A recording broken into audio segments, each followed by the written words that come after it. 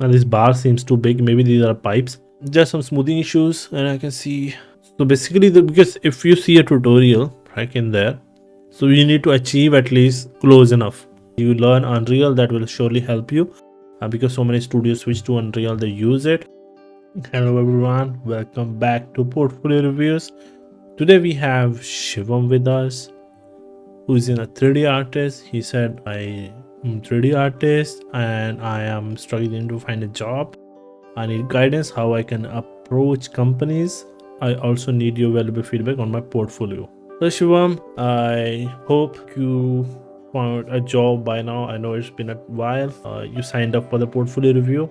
I was busy, I could not, so finally got the time. But yeah, reach out to me and let me know if you haven't, and just ping me, and I will do all the things what I can do. I will look at your resume and I'll help you how to approach the company. So basically, the basic approach to reach out to the company is basically what a company need is what we have to show. So basically, if a company needs a realistic props, if the company is outsourcing company or an in-house, these all things we have to see. Like you apply for Zynga, then surely you have to show some mobile game related stuff and Stylized. And if you are looking forward to work with Rockstar, Ubisoft, then you have to show stuff realistic or a little bit stylized for depending on what type of project you are working on. So you have to show the core skills as per the story to the company. And it's really hard to cater to all the companies. So you just pick what you love making. Like if you like realistic, stick to that. If you like hard surface, stick to that. If you love making specific like fantasy stuff, stick to that. Okay, something will come along. It just need a lot more time. But just to broaden, just stick with something like stylized or realistic. Just stick with one. Okay, so that like one thing which I can see in your portfolio, you are more catering toward realistic. So we'll look onto that there. So I'll just switch to your normal where you can just improve this one. You can say you're passionate, what you want to work on and what you're good at, do that. And rest is good. Like Vire is in gaming, I don't know if it's required, but for mobile games might be, but it's not required. You can surely add Unreal. You learn Unreal, that will surely help you, because so many studios switch to Unreal, they use it. So why leave one more opportunity to work in there, right? Even if in Unreal you don't need to learn all the things, just learn how to import that thing and render it in Unreal. That's enough. You can use already free, every month they give free environment, so you can download that and put your asset in there and just put the renders. Like you created an asset for, like imagine there is a military scene and you create something, a cannon or rifle, you put it in there and render it. You say like this is the scene and this is my rifle. So if it blend with the environment, that's perfect. Like that's the plus point. Okay, so let's see. I want to see how old it is. A 4-year-old. I will not look at it. Again, 4-year-old. This you can make it in Unreal. Your latest quality. Remove it. So this one have like some this basic things, like because the wooden. So this fiber should be on the other direction, but it's fine. And there is no bevels. It's look low poly. These fibers are going this way. This mapping is a little bit wrong. It's too low poly. It's anyways 3-year-old. It do not showcase your latest skill. Do not have it in your portfolio. Okay, so that's simple. This is an old crane. That's awesome. I believe you can polish it because I haven't seen this type of crane in any portfolio. So it's better polishing this one and putting it in Turin Harbor scene. It will be nice putting it there, like loading the boats and stuff. Torture machine. Yeah, again it's low poly and it's 3-year-old. And this bar seems too big. Maybe these are pipes. Just some smoothing issues, and I can see, yeah, this is old. Let's not talk too much about it. Old atomic generator, nice. Last year, it's a bit low poly, and that's what is basically a drawback of taking a large machine, because this have like a lot of machine and part integrate one. Because you see that all the things are there, but this one is shiny. I don't know why. Is it currently in use? Then it should be in pristine condition. Maybe paint will be peeled off. Will not be like that. Discrepancy will not be there. You can add more information, where from it is, where from you find the reference, and there is no reference. Okay, add more detail about it. I would love to see where you find the reference, where you gather it, and other things. I worked on a lathe machine a long time back, so it was crazy. The amount of part it have, moving part, I would say it had, man, it was crazy, and we had to animate it also. It was crazy. I think this is from the art session tutorial. You can mention it. So this is I would say, like, I'm not against this one, but this is like 7 months ago. At least try to get it to the level of that tutorial. This is not to demean your artwork at all. Okay, I'm there to support you, and I want you to improve. So basically, because if you see a tutorial right in there, so you need to achieve at least close enough to that. Okay, so this is, I think, the tutorial you followed, and achieve that quality, what I would say. And don't get discouraged. Polish it. I can still see, I see it need that, because this is a bit chunkier. This one, it seem odd. It look weird. And you can, you can still go to a shop in the market. They might have an old TV sitting there, an old VCR player or stuff also.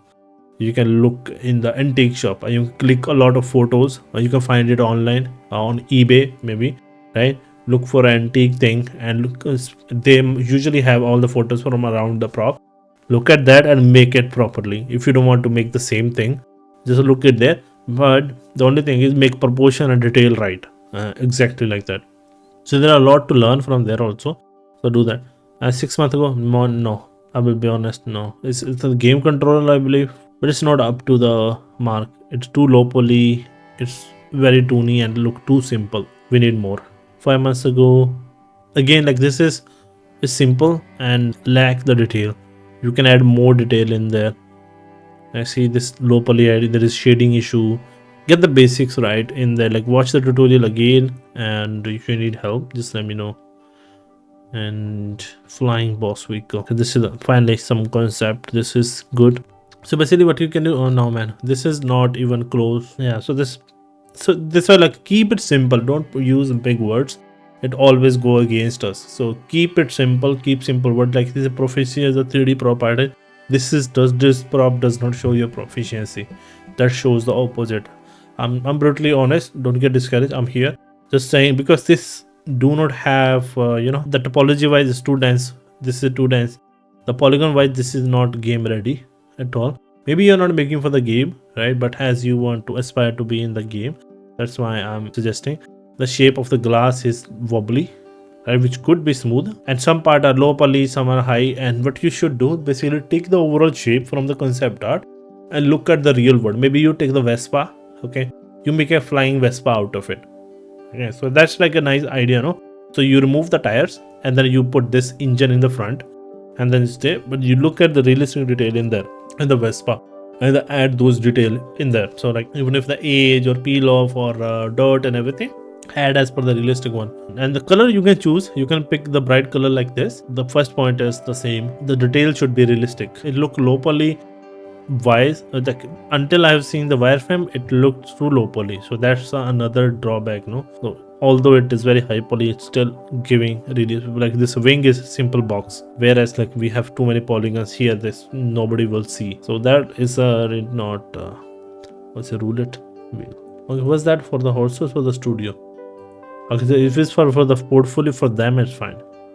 For us, we need to go. This is good. These are good. I would say overall, but it still look like mobile game wheel. For realistic, we need to work on it.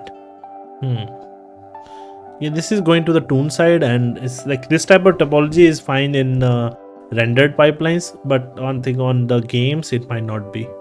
Okay, and for a project, I don't know if it's a personal project or for someone or a freelance. So what I want you to do, Shiva, like, see, there are like two type of projects you have here.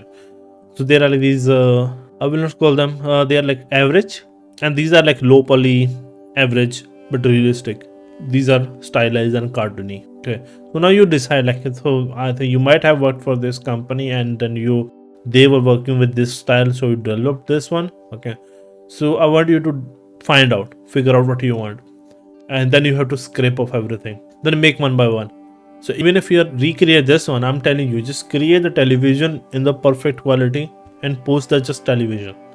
Okay, create that VCR and the cassettes in full quality, post it there, and then create the whole set with the trolley and everything, put it inside the Unreal, the game engine. Okay, put it in there and put it inside environment already available, put it there, render it out. Okay, put something on the screen. Maybe you have made this gun, right?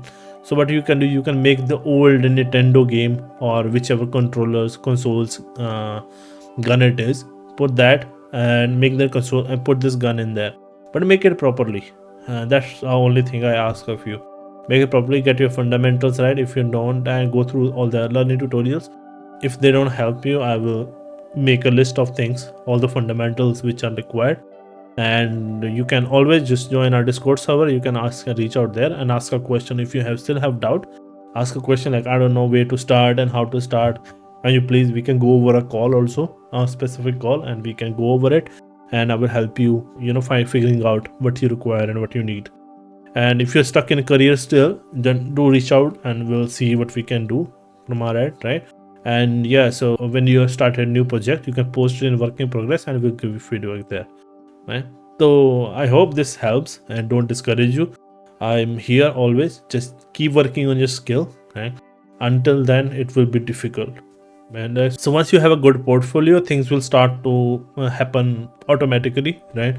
The two things we have to make sure: we have skills, we have portfolio. So work on those, and the rest of the things will come automatically. Okay, so what I want you to do, work on your portfolio, reach out to me, and have fun, right?